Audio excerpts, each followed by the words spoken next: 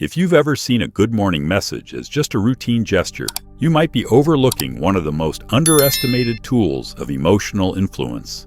That small text has the power to ignite something in him that lingers the entire day. Or, if sent carelessly, it can quietly file you into the forgotten corners of his mind. It's a coin flip. Land heads, you're his first thought when he wakes. Land tails, and you fade into background noise. But what if you didn't leave it to chance? What if your words could cut deeper, trigger something visceral? What if you could shape how he feels before he even gets out of bed? Carl Jung believed that words are not just clusters of letters. They're emotional symbols, keys that unlock doors in the unconscious. Once you understand that, your messages stop being text. They become emotional triggers. But many women fall into the same trap. Polite, predictable, emotionally empty. Good morning. Hope you slept well. Have a nice day. Kind? Yes. Memorable? No. These messages don't stir curiosity. They don't leave a mark. They evaporate. Because the secret isn't in what you say. It's in how it makes him feel. Epictetus once said, "It's not events that move us, but how we interpret them." Jung would agree. The true power lies in the emotional imprint. So today, I'll share 7 good morning messages. Not to greet him, but to reach him. Messages designed to stir interest, spark attraction, and leave behind a trail of emotion that lingers long after he puts his phone down. If you've ever sent a message with hopeful energy only to be met with silence, not even a scene, you know how it feels. But before you blame him, ask this. Was it really him or the message? Generic words are emotional dead ends. Think of it this way. If a stranger said, "Hey, how are you?" Would it move you? Probably not. There's no depth, no edge, no reason to care. Worse are the messages that unknowingly scream neediness. You know the kind. Good morning, handsome. Hope you have an amazing day. I'd love to see you soon. Sorry if I'm bothering you. It sounds sweet. But what he hears is, I'm already giving you all my energy with nothing required in return. And that energy, rather than pulling him in, pushes him away. Jung called this projection. Unconsciously placing our unmet needs onto others. When your vibe says, "I'm waiting here for you," there's no mystery, no tension, no challenge. It gives everything away before he's even earned it. Marcus Aurelius once said, "A person's value lies in what they offer others." That applies to your messages too. If they don't offer emotional weight, they vanish. So how do you send a message that cuts through his noise? There's a formula. It must stir something. Curiosity, humor, nostalgia, playfulness, desire. You won't believe what I dreamt about you last night. Something hilarious reminded me of you yesterday. Still laughing. Something incredible made me think of you. You'll never guess what. These aren't lines.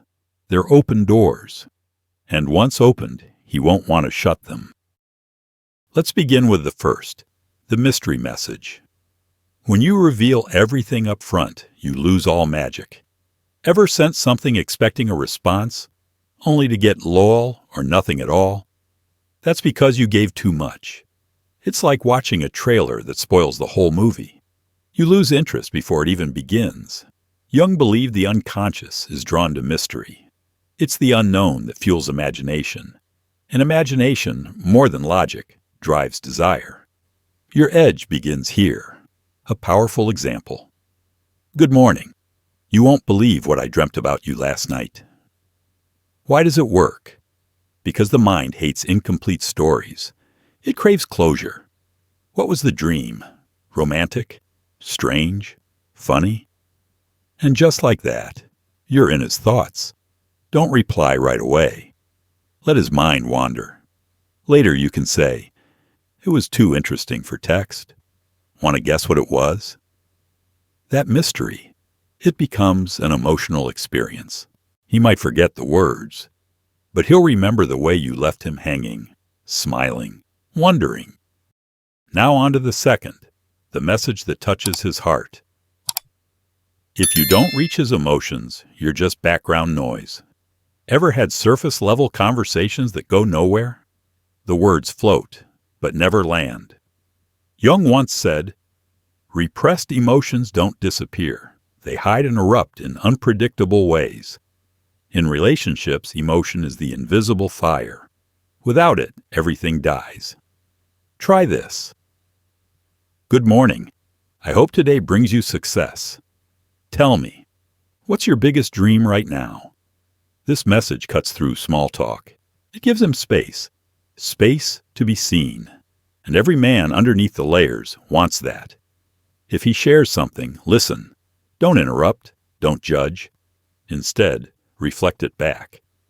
That's incredible. What made you want that? This exchange builds more intimacy than 100 compliments ever could. Because the woman who learns to touch a man's heart doesn't need to shout to be unforgettable. Now for the third, spark his imagination. If you can get him to picture something with you, you're already part of his internal world. Have you ever carried a conversation in your mind for days? Smiled at the thought of it without even noticing?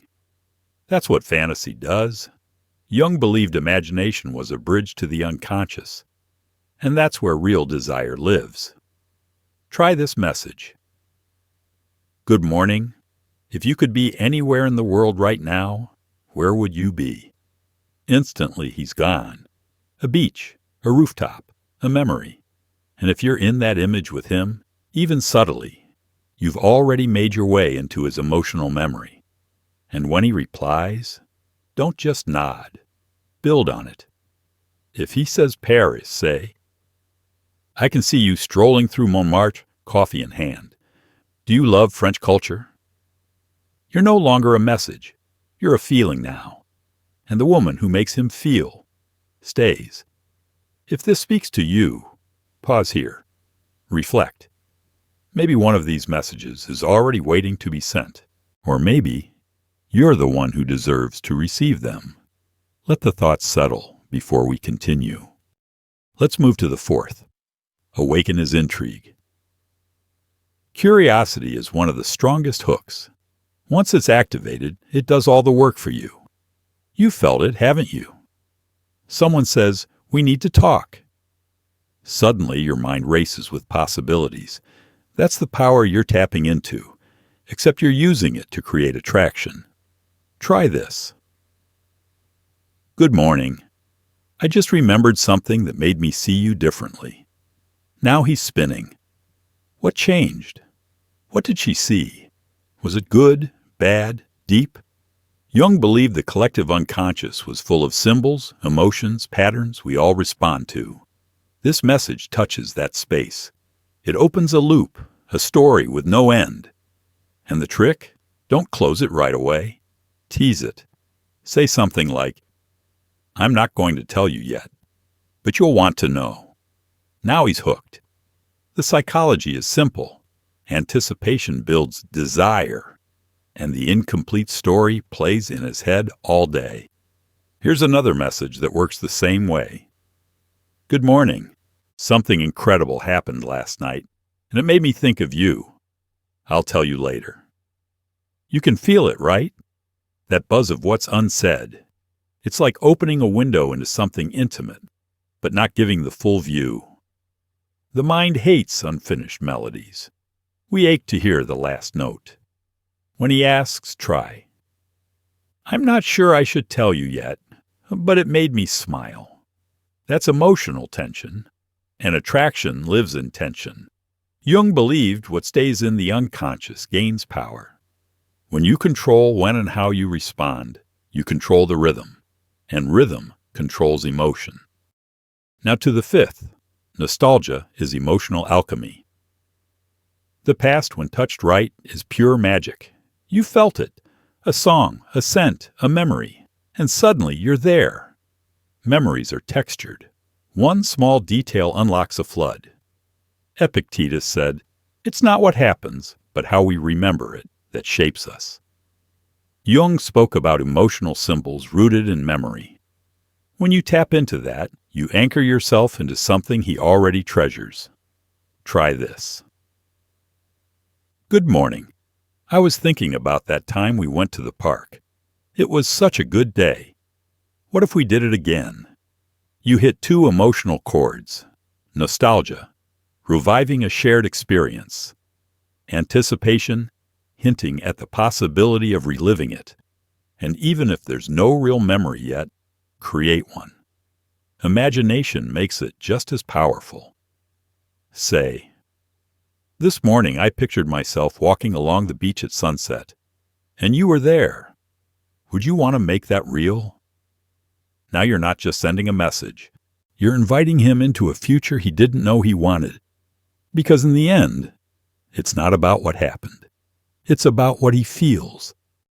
Next, the sixth message, the compliment that sticks. Not the generic kind, not you're hot or you're amazing. Those fade.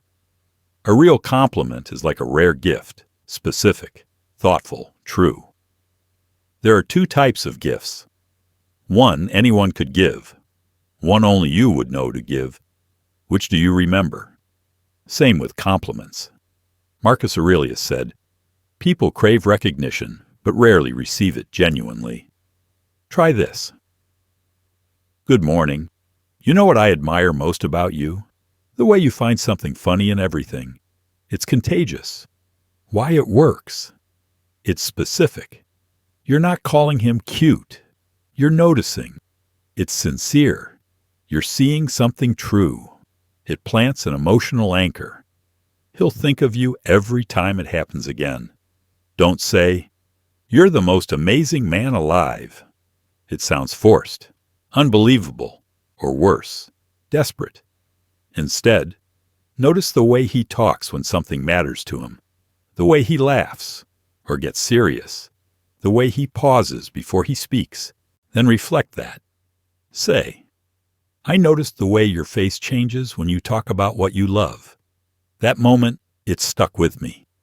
That's intimacy. That's recognition. And recognition is unforgettable. Jung believed we all carry a quiet need to be fully seen, not just for what we show, but for who we are underneath. When someone sees that part of us, they become impossible to forget. Finally, the seventh message, the one that creates anticipation. This might be the most powerful of all, because desire isn't built through answers. It's built through waiting. You've felt it, counting days till a date, a surprise, a gift. The wait itself turns something ordinary into something charged. Imagine sitting at your favorite restaurant. You order, but the waiter smiles and says, today, we've made something special. It's a surprise. You're not annoyed. You're hooked. The pause excites you. The mystery amplifies it. Seneca said, things that come easy are rarely valued. Jung took it deeper. What stays hidden speaks loudest to the unconscious. So try this. Good morning. I'm planning a surprise for you. You have no idea how much I want to see your face when you find out. 3 things happen. You spark curiosity. You stay on his mind. You control the narrative. And here's a secret. You don't even need a big surprise. It could be a photo that means something, a song, a memory, a coffee he loves. It's not about size. It's about meaning. The smallest, most personal gestures often leave the deepest mark. In the end, it's not the message that makes the moment. It's the emotion behind it. What he'll remember is how you made him feel. Maybe it's not about finding the right words. Maybe it's about letting the right feeling guide you. Don't rush to send a message. Just sit with the one that's already waiting inside you. Because when it comes from truth, he won't forget it. But maybe the most overlooked message is silence. Yes, silence as message. Because sometimes what you don't say speaks louder than any well-crafted phrase. The pause, the absence, the emotional restraint. They say, I don't chase, but I see. Jung understood this as the power of withholding, that not every impulse needs to be acted on. And in love, sometimes mystery isn't created through clever words, but through the spaces between them. This doesn't mean playing games. It means trusting the energy you've already placed, letting it breathe, letting him reach. In the digital age, we forget. Attention is the rarest currency. When you withhold it, not from punishment, but from presence, it carries weight, because the woman who knows when to speak and when to hold back becomes unforgettable, not for her effort, but for her aura. So what happens after you send one of these messages? Maybe he responds right away. Maybe he doesn't. That part is not the point. The point is, you've planted something emotional, a thought, a question, a flicker of connection, and whether it grows now or later, its impact is real. Because true influence doesn't always look like immediate feedback. It's the moment weeks later when your name slips into his mind out of nowhere. The dream he has, the memory he replays, not because you chased him, but because you reached him. Jung called this the symbolic imprint, not logic, not persuasion, but presence, energy, emotion. That's what lingers. So as you sit with these 7 messages, don't rush to copy and paste. Don't ask, which one will work best? Ask, which one feels most like me right now? Which one mirrors the kind of energy I want to give? Which one reflects how I feel, not just what I want to get? Because the most magnetic message isn't the clever one. It's the one rooted in emotional truth. The one that doesn't perform, but reveals. And if that truth is quiet today, let it be. You don't always need to reach out. Sometimes the real message is your absence. Take a breath. Read these words again, not as strategy, but as mirror. Let them reflect who you are, what you feel, and when you're ready, write the kind of message only you could write. He won't forget it. And more importantly, you won't forget what it came from.